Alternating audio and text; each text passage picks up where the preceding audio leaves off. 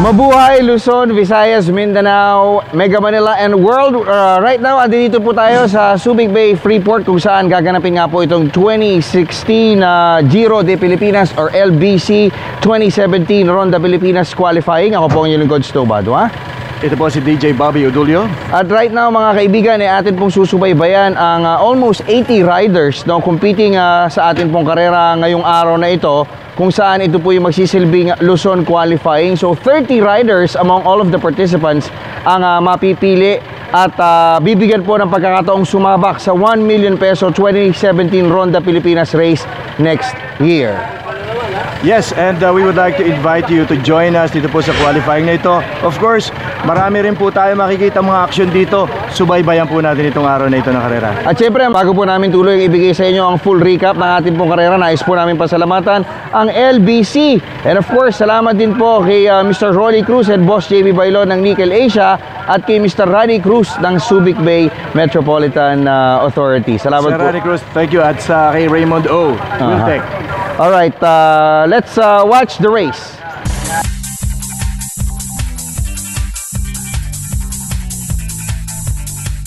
Sa umpisa ay banayad pa ang sitwasyon sa race column. Kontrolado kasi ng mga official sa pangunguna ni Race Director Jingo Hervas ang pacing ng 112 km Subic to Subic race. Sa una ay sabay pang bumabagta sa Subic Argonaut Road ang may 140 riders na kalahok sa Pro Elite at Executive races.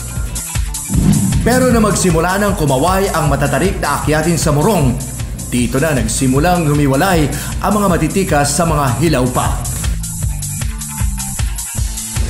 Agad na tumiwalag sa peloton ang mga tour veterans na sina John Paul Morales, George Oconer, Rudy Roque, Ronald Lumotos, Butch Ryan Cayubit at bagong sibol mula sa Cebu na si Junel Carcueva. Unti-unting lumayo ang 6-man breakaway group sa peloton na mistulang tulala sa nangyari dahil sa biglaang pag-atake ng mga nasa harapan. Kahit pa nasa grupo ang mga sikat na riders tulad nila Joel Calderon, Jerry Aquino Jr., Mark Julius Bonzo, Ronel Hualda at Lloyd Lucien Reynante, nahirapan ng humabol ang main bunch.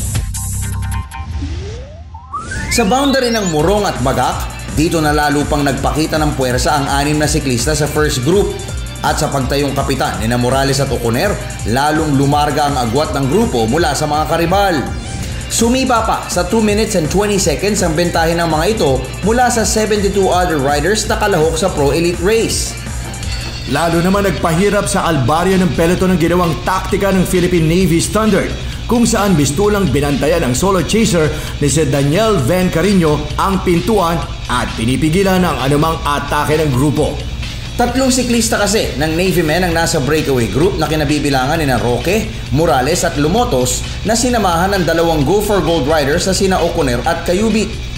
Tuluyang bumagal ang peloton nang hawakan ni Philippine Navy Standard Team Captain Lloyd Lucien Reynante ang kanilang trangko na kumpara sa speed ng first group na 45 km per hour, nakakaawang 38 kph lamang ang maximum speed ng main bunch.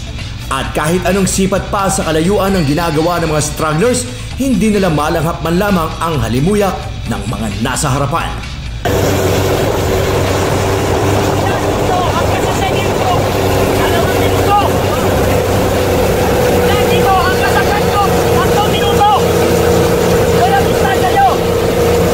Sa pagpasok ng 45 km mark, biglang pumiglas ang 2016 Ronda Pilipinas Mindanao and Luzon champion na si Morales.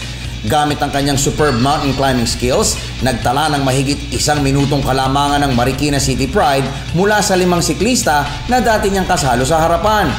Samantala, nag-aamuyan naman sa Chase Group ang 5 iniwan ni Morales. Bantay sarado ang mga kakampi nito sa Navy na sina Lumotos at Roque sa banta ng 3 karibal. Pero matapos ang U-turn slot sa Baga, nakakuha ng second wind ang Chase Group at hinabol si Morales. Okay, we're 17 kilometers away from Morong. At ito nga po ngayon at inaantay pa rin natin ang pagdating ng ating binatutukan na si John Paul Morales. At ito po, ang makikita po natin, makakasama na niya ang iba pang siklista, rider number 120, 127 at yung 2 pa ay nasamahan na po itong si John Paul Morales. Pero kanina po ito yung nagtagumpay na kumawala sa around 46 kilometer mark. Muli, nabuo ang dating 6-man breakaway group hanggang sa maubusan ng gasolina sina Roque at Carcueva at nauwi na lamang sa 4 ang trangkuhan.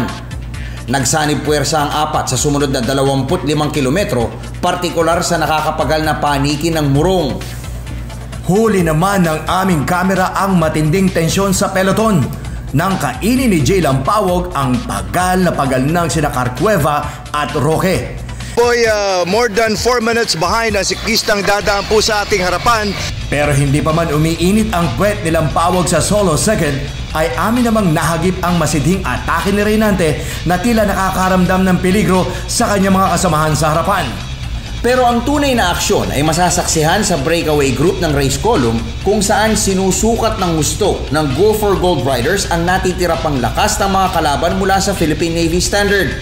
Pinilit ni Kayubit na umarangkada, subalit kagyat itong hinabol ni Morales. Samantala, 6 na siklista naman ang pilit na pumupwesto papalapit sa first group at ito ay sina Roque, Calderon, Carcueva, Ronel Hualda, Lampawag at Reynante. Hati ang taktika ng 3 Navy men sa second group dahil akay-akay nila ang 2 riders mula sa LBC at isang siklista na kakampi ni na Kayubit at Ojoner na nasa harapan. Pero bago pa man makaporma ang Chasers papalapit sa 6-man breakaway group, kagyat silang tinuldukan ni Ojoner bilang third group dahil iniwan nito ang 3 kasamahan sa breakaway. Sa huling 11 kilometro ay ipinakita ng batang rider ang kanyang lakas sa kabila ng uhaw at matinding hangin na solong sinalubong. Ito na po si Ronald Dumotos, ito po ang solo second. Matapos na siya iiwanan din po si George Luis Ojoner. Gamit ang kanyang pasensya at husay sa individual time trial, hindi pinalagpas ni Ojoner ang pagkakataong angkinin ng 2017 LBC Ronda Pilipinas Luzon qualifying na nagwakas sa Forest Hills sa El Caballo, Subic. Ito na po yung mga fans cheering on George Ojoner. At ayan, mukhang natagdagan pa ho yung gana at liksin. Ito pong si George Ojoner and some fans bumisita po dito sa atin to watch ito pong LBC Ronda Pilipinas, and we can now see the finish line. George Ojoner, binubuksan na po ang kanyang jersey. George Ojoner, medyo nailang ng konti, makunat po ang lansangan, and there's Mr. Mochulani and there's George Ojoner telling everybody that he is the king of our Luzon qualifying, and George Ojoner stealing the thunder dito po sa ating Ronda Pilipinas qualifying race in the final 11 kilometers. Matapos ang karera, agad na ibinunyag ni Ojoner na isang hakbang tungo sa kanyang pangako sa ama na si dating Olympian rider Norberto Ojoner na ilalagay sa kasaysayan ng Philippine cycling ang kanilang pamilya bilang isang kampyon. Sana gagawin ko lahat talaga. Gagawin ko lahat para magawa yun. Tuloy lang siguro, tuloy ang ensayo, para sa February, Ronda. At bagamat kinapos siya sa tangka na ipagpatuloy ang dominasyon sa Ronda Pilipinas, very gentleman na tinanggap ni Morales hindi lamang ang kanyang pagkatalo kundi ang kabiguan ng Philippine Navy Standard na dominahin ang qualifying na naging kasabay ng 2016 Giro de Pilipinas. Wala naman kasi, ensayado si George. May experience sa si George na yun. Ginawa namin na lahat. Yun lang. Nagkapulikatan. At matapos ang maaksyong karera ng 2017 LBC Ronda Pilipinas Luzon qualifying, lubos na ikinatutuwa ni LBC Sports Development Head Mo Chulani ang panibagong kontribusyon sa Philippine cycling ng kanilang grupo. Panibagong pangalan kasi ang kanilang nadiskubre sa nasabing one-day race sa Subic tulad ni Jonel Carcueva, Ismael Grospe, Marson Basto, Calvin Asierto at Jericho J. Lucero.